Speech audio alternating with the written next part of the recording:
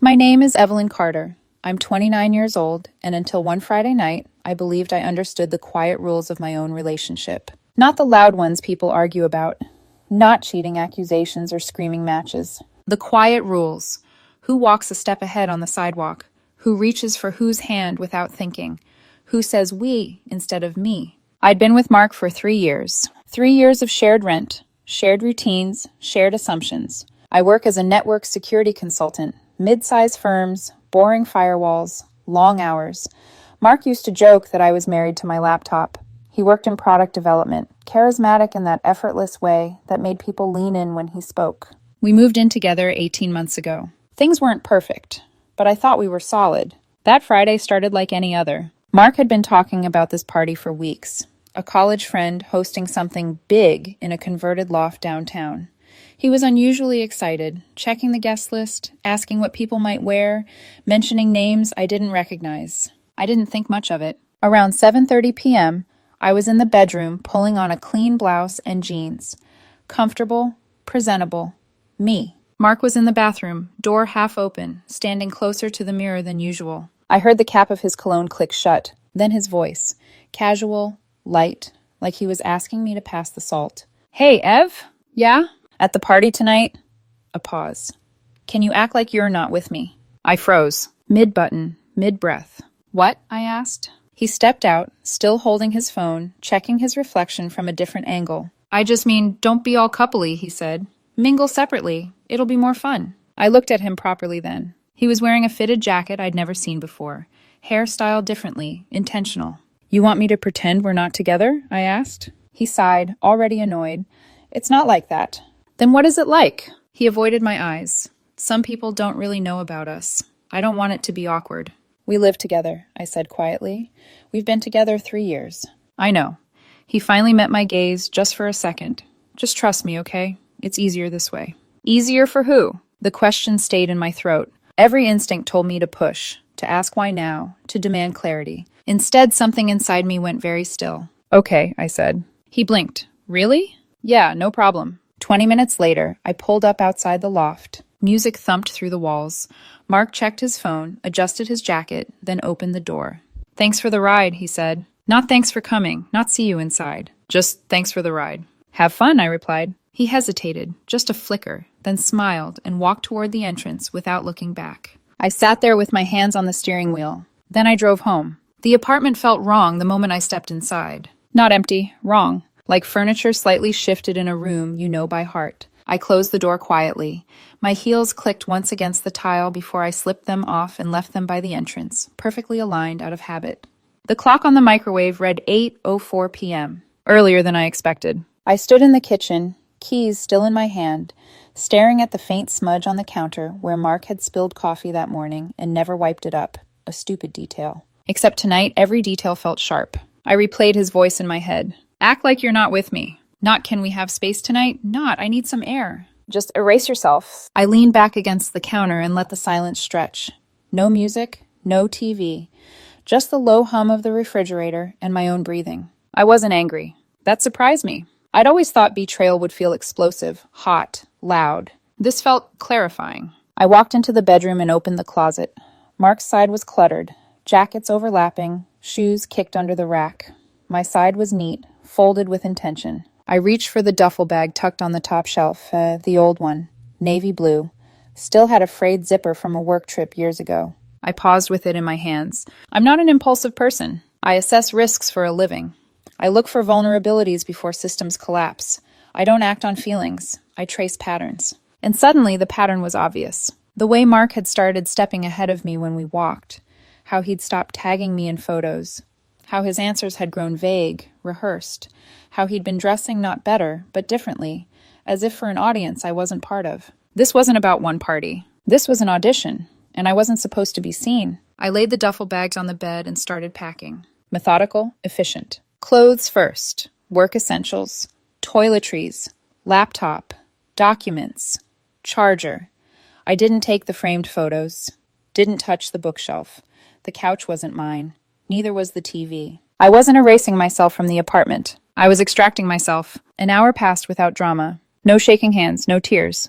When I finished, the room looked exactly the same, except for the empty half of the closet. I tore a page from a notebook and wrote slowly, carefully. You wanted me to act like we weren't together. Now you don't have to act. Take care of yourself. I placed the note on the kitchen counter, right next to the coffee smudge. By 10:15, I was in a hotel room near the airport.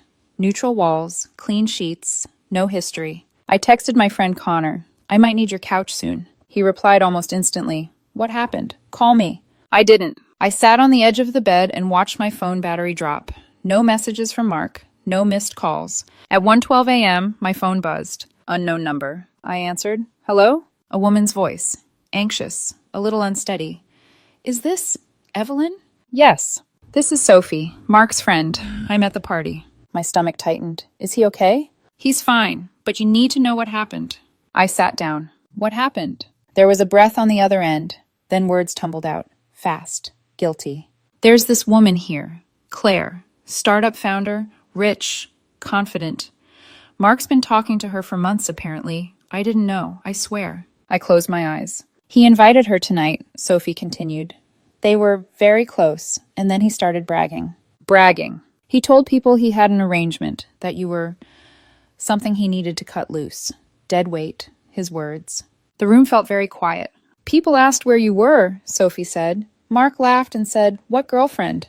I didn't speak. He tried to say you were just a roommate when things got awkward, but people know you live together. Claire looked uncomfortable.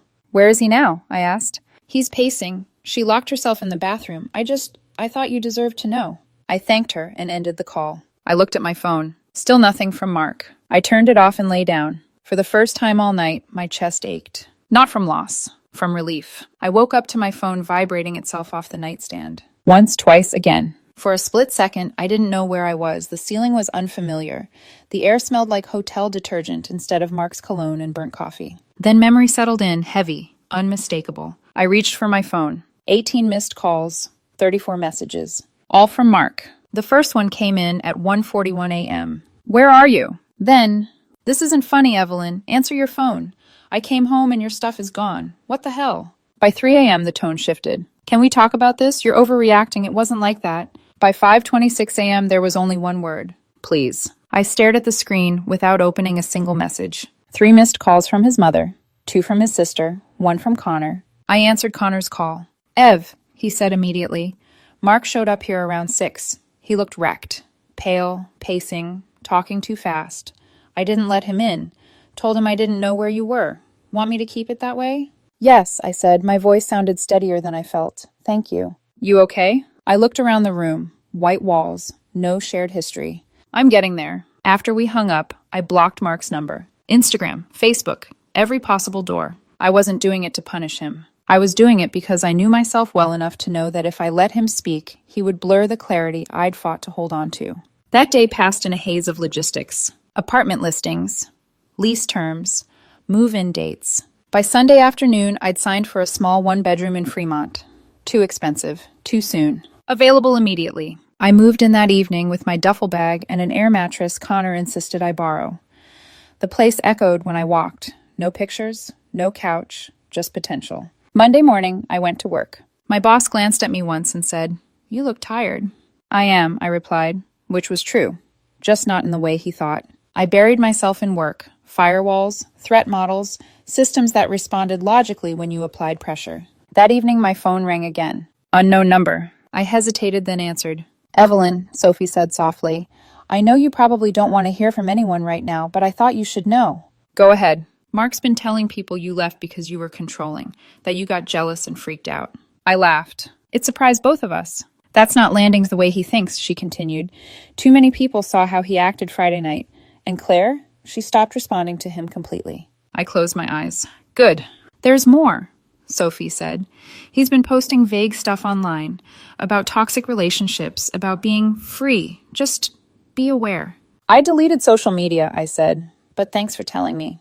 You're handling this really well, she said quietly. Am I? After we hung up, I sat on the floor of my empty apartment and finally let it hit me. Not the betrayal, the humiliation. The realization that I'd been slowly edited out of my own relationship long before Friday night. I ordered pizza, ate it straight from the box. Then I watched old sitcoms until my brain shut off. 3 weeks later, Connor invited me to a barbecue. I almost said no. You need to get out, he insisted. Meet people. Also, Sarah's bringing a coworker. He's cool. No pressure. The coworker's name was Ethan. Graphic designer. Dry humor. Easy smile. We talked about nothing that mattered. Bad movies, overhyped restaurants, whether cereal counted as dinner. It felt light. At one point he said, Connor told me you went through a breakup. He did, huh? He's not subtle. You don't have to talk about it, Ethan added quickly. I know, I paused. But yeah, 3 years. Ended abruptly. His loss, he said, then winced. Sorry, that was... It's okay, I said. I agree. We exchanged numbers. Nothing romantic, just new conversations. Clean ones. Through Connor, I heard Mark had been calling mutual friends, trying to find out where I lived. He'd driven past Connor's place twice, looking for my car. He'd also contacted Ethan through Sarah, asking questions. Sarah told him to leave me alone. That night, Connor watched me closely over beers. You seem better, he said. I'm functional. That's progress. The truth was, I still thought about Mark. Not with longing, with curiosity. How long had he been planning his exit? When did I stop being his partner and start being his liability? And why had it taken one sentence for me to finally listen? The fallout didn't come all at once. It crept in. Quiet messages from people I hadn't spoken to in months. Half questions disguised as concern. Hey, just checking in. Are you okay? Hope everything's all right. I could read between the lines. By Tuesday, Connor confirmed it. He's been talking, he said over the phone. A lot. I wasn't surprised. What version, I asked? That you were controlling, that you checked his phone, that you freaked out over nothing and stormed off. I let out a slow breath. Of course. He's playing it calm, Connor added. Very reasonable. Keeps saying he's worried about you. That almost made me smile. Almost. I didn't defend myself. Didn't clarify. Didn't correct. I knew better. By midweek, his mother sent a long text. Evelyn, I don't understand what happened, but abandoning a relationship without a conversation isn't how adults behave. I read it once, then archived it. His sister left a voicemail. Softer. Careful. I don't know what's true, but Mark's not doing well. If you could just talk to him. Delete. Friday evening, Sophie called again. I thought you should know, she said. People are starting to put things together. Because of the party? Yes. And because Mark keeps contradicting himself. One minute he says you were obsessed with him. The next he says you didn't care at all. Claire's name came up again, Sophie continued. Someone mentioned her, and Mark shut down, changed the subject, got defensive. Good, I said. Let it be uncomfortable. There was a pause. You're colder than I expected. I considered that. I'm not cold, I said. I'm done. That night, I sat on the floor of my apartment and unpacked the last box. Mostly clothes. A mug Connor had insisted I take. A plant someone left behind. The place still felt temporary, but it was quiet. Saturday morning, I went for a run. I hadn't done that in years. Mark used to say it was boring, that it felt pointless. I ran anyway. My lungs burned, my legs protested, but with every step, something loosened inside my chest. That afternoon, a mutual friend texted. Is it true you left because you're seeing someone else? I stared at the screen. Then I typed back one sentence. No, nothing else. An hour later, another message from someone else. Mark's having a rough time. He says he doesn't know what he did wrong. I didn't respond. Sunday evening, Ethan texted. Connor mentioned you might be at the barbecue next weekend. No pressure. Just wanted to say it was nice meeting you. I looked around my apartment. The air mattress, the bare walls, the quiet. Then I typed back. It was nice meeting you too. No promises, no expectations. Just a door left unlocked. By the second week, Mark's story had settled into something smoother. Connor told me over coffee. He's adjusted the narrative, he said. Now it's not that you were jealous. It's that you were distant, cold, checked out. I nodded. That sounds better.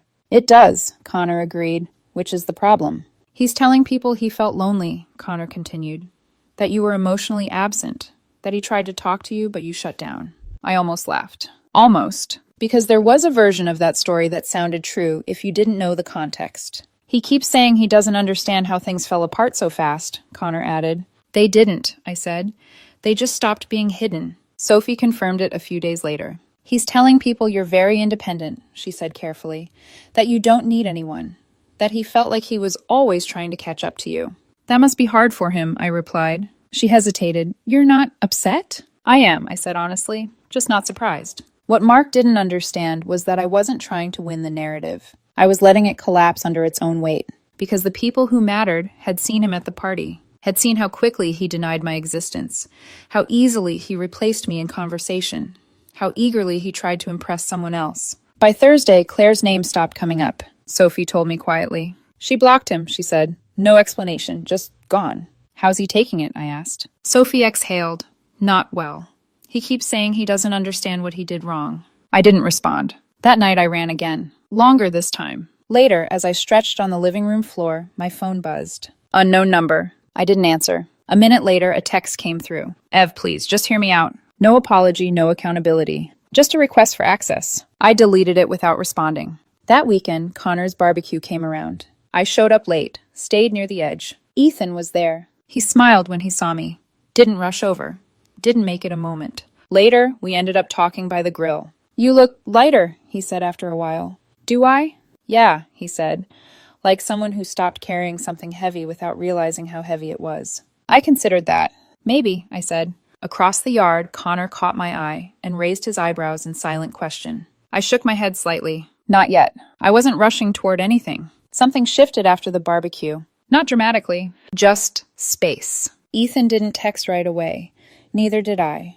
And I noticed that the absence of constant checking didn't spike my anxiety. A few days later, he sent a simple message. I found a coffee place near Fremont that doesn't burn their espresso, if you ever want to test that theory. I stared at the screen longer than necessary. Then I replied, I'm willing to risk it. We met on a Wednesday evening. Nothing dressed up, no expectations. I wore a sweater I liked because I liked it.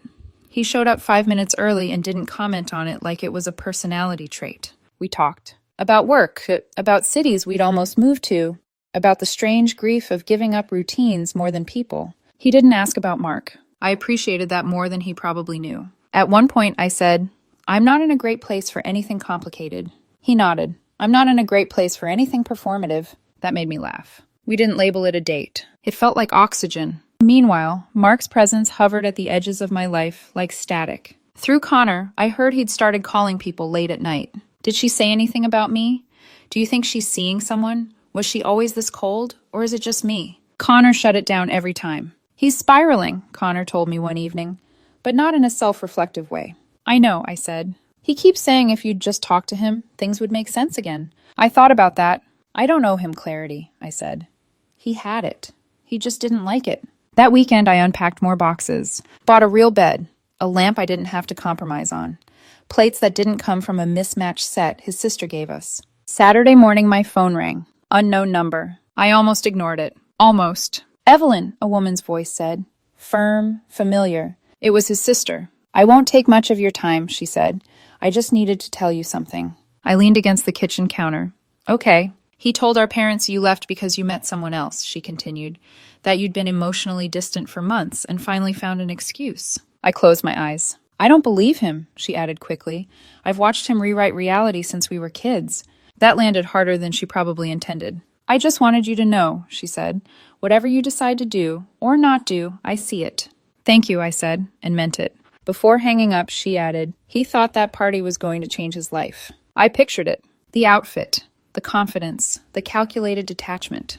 And now, I asked? And now he doesn't know how to explain why it didn't. That night, I went for another run. Longer, faster. I wasn't running away from anything. I was running back into myself. When I got home, there was a message from Ethan. No pressure, but I'm seeing a documentary tomorrow night. If you want company without conversation, I'm your guy. I smiled. That actually sounds perfect, I replied. I set my phone down and looked around my apartment. It still wasn't finished, but neither was I. And for the first time in a long time, that didn't feel like a flaw. It felt like possibility. The call from Mark's sister stayed with me longer than I expected. Not because of what she said, but because of what she didn't try to do. She didn't ask me to forgive him, didn't ask me to explain myself, didn't ask me to come back. She simply acknowledged reality. A few days later, Connor invited me over for dinner. Nothing fancy, takeout, mismatched plates, the kind of evening that didn't require emotional armor. Halfway through, he leaned back in his chair and said, I probably shouldn't tell you this. You're going to anyway, I replied. He smiled. Yeah, Mark can't afford the apartment anymore. I didn't react. He tried to convince the landlord to renegotiate, said you'd be back soon, that it was just a misunderstanding. And, I asked. And the landlord asked for proof. I exhaled slowly. He's been borrowing money, Connor continued. from his parents, from friends. He hasn't said it out loud, but I think he assumed you'd cave before it got this far. That part hurt more than I expected. Not because I felt guilty, but because it confirmed something I'd been circling for weeks. He hadn't believed I would leave. Not really. To Mark, my presence had always felt guaranteed, stable, predictable. Something he could step away from and return to at will. Later that night, Sophie texted me. "I don't want to gossip," she wrote, "but I think you deserve to know." I waited. He tried to reach Claire again, sent a long message, apologized, took responsibility for misrepresenting things. I imagined him typing it, careful phrasing, selective honesty. She didn't respond, Sophie added, but her assistant did, told him not to contact her again. I stared at the screen. No triumph, no satisfaction, just a quiet sense of inevitability. The following weekend, I ran into someone from Mark's extended friend group at the grocery store. We exchanged polite hellos. As we parted, she hesitated. "I was at the party," she said. I nodded. "I know." She winced. "I'm sorry, for what it's worth. No one thought that was okay." "Thank you," I said. And I meant it. By Sunday evening, I felt settled. Not healed, not resolved, but grounded. Ethan came over with takeout and a bottle of sparkling water. We ate on the floor because my couch hadn't arrived yet. At one point, he asked gently, "Are you okay if I ask something?" "Yes." "Do you miss him?" I considered the question carefully. "I miss who I thought he was," I said, "but I don't miss being with him." He nodded. No follow-up, no analysis. That mattered. Later, after he left, I checked my mail. Among the usual envelopes was one I didn't recognize. The handwriting was familiar. Mark's. I stood there for a long moment, holding it. Then I set it on the counter, unopened. Some truths arrive late. Some apologies arrive after the damage has already been done. Whatever was inside that envelope, it wasn't going to change what I'd already chosen. I didn't open it right away. I moved it once, from the counter to the desk. Then again, from the desk to a drawer. Each time I told myself I'd read it later. Days passed. The letter stayed. It wasn't avoidance. It was restraint. Because once you open something like that, you can't put the words back where they came from. On Thursday night, after a long run and a quiet dinner, I finally sat at the desk and pulled the drawer open. The envelope was thin, 1 page, maybe 2. I recognized his handwriting immediately. Tight. Controlled. I opened it. "Evelyn, I don't know how to start this without sounding defensive, so I'll just say it plainly. I'm sorry." I paused there. Not because the words surprised me, but because it didn't. I made a series of selfish decisions. I told myself they didn't matter because nothing had technically happened yet. I see now how dishonest that was. Claire made me feel exciting, chosen, valued in a way I didn't realize I was missing. I convinced myself that meant something important. There it was. Not love, not connection. Validation. I know I hurt you. I know I embarrassed you. I don't expect forgiveness. I just needed you to know that I see it now. I read the letter twice, then once more, slower. He didn't ask me to come back, didn't promise change, didn't beg. It was contained. I folded the letter carefully and placed it back in the envelope. Then I put it in the drawer again. Not because I was undecided, but because I didn't need to respond. That weekend, Connor asked me over for drinks. "Do you feel like you got closure?" he asked, casual but curious. I thought about the letter, the party, the silence that followed. "I don't think I need it," I said. He nodded slowly. "That's probably healthier." Sunday morning, I woke up early and went for a run before the city fully stirred. The air was cold, clear. I ran past places Mark and I used to go together. Cafes, corners, familiar turns. None of them reached for me anymore. When I got back, my phone buzzed. A message from Ethan. "I'm making pancakes. No expectations, no pressure. Just thought I'd ask." I smiled. "I'll bring coffee," I replied. As I got dressed, I caught my reflection in the mirror. I looked calm. Not guarded, not braced for impact. Just present. The strange thing was, I wasn't angry anymore. That first night, driving home alone after dropping him off at that party, something had shifted inside me. Not rage, not heartbreak. Clarity, a quiet certainty that I deserved better than someone who needed to hide me in order to feel important. That certainty had stayed, and it wasn't going anywhere. Connor mentioned closure again one evening while we were assembling my couch. The instructions were confusing. The screws didn't line up. "Do you think you'll ever talk to him?" he asked, not looking up. I tightened a bolt. "I already did." "When?" Every time I didn't respond. He glanced at me, then nodded. Fair. What people rarely admit is that forgiveness and access aren't the same thing. You can let go of anger without reopening a door. I understood Mark now. He wasn't evil. He wasn't a villain. He was a man who wanted options. And I was the option he assumed would wait. That realization was enough. One afternoon, while sorting through old files on my laptop, I found photos from the early days. Candid ones, messy hair, lazy smiles. I didn't delete them. I closed the folder. Ethan and I kept seeing each other, slowly, intentionally. No labels, no future talk. We cooked together, watched documentaries, sat in comfortable silence. One night, as we were washing dishes, he said, "You don't flinch anymore." I looked at him. At what? At quiet, he said. At being alone in a room with someone. I let that settle. He was right. With Mark, silence had always felt like a warning. Now it felt like space I could breathe in. A few days later, Mark's sister texted one last time. "He's moving back in with our parents," she wrote. "Just thought you should know." I stared at the message for a moment. Then I typed back. I hope he figures things out. And I meant it. That night, I lay in bed listening to the city outside my window. Cars passing. Distant laughter. Life continuing without checking in with me first. It felt right. 4 months after this party, I barely recognized the woman who'd sat in that car with her hands on the steering wheel, watching a man walk away from her without looking back. Not because I'd hardened, but because I'd stopped shrinking. My apartment in Fremont finally felt lived in. A real bed. A couch that faced the window instead of the TV. A bookshelf that held more than shared memories. I'd built something quiet, intentional. One evening, while sorting mail, I found a folded piece of paper tucked into an old notebook. The note, the one I'd left on the counter the night I packed my bag. "You wanted me to act like we weren't together. Now you don't have to act." I'd taken a photo of it before leaving. At the time, I didn't know why. Now it felt like a marker. The exact moment my life split into before and after. Ethan came over later that night. We cooked together. Music low, no urgency, no performance. As we ate, he asked, "Do you ever think about how different things could have been?" I considered the question. "Sometimes," I said, "but not in a way that makes me wish I'd stayed." He nodded. "That's usually how you know." He was right. The truth was, I'd already had my answer that night. Not when Sophie called, not when Mark begged, not when the letter arrived. But earlier, in the bathroom doorway, with eyeliner in his hand, when he asked me to erase myself for his convenience. That was the moment. The clarity didn't come from betrayal. It came from the request. When someone tells you who they need you to be in order to want you, and that person requires you to disappear, you don't negotiate. You listen. The next morning, I went for a run as the city woke up around me. Cool air, steady rhythm, my breath even. I wasn't running from anything. I was running toward a life that didn't require me to audition for space. I don't hate Mark. I don't regret loving him. But I'm grateful. To him,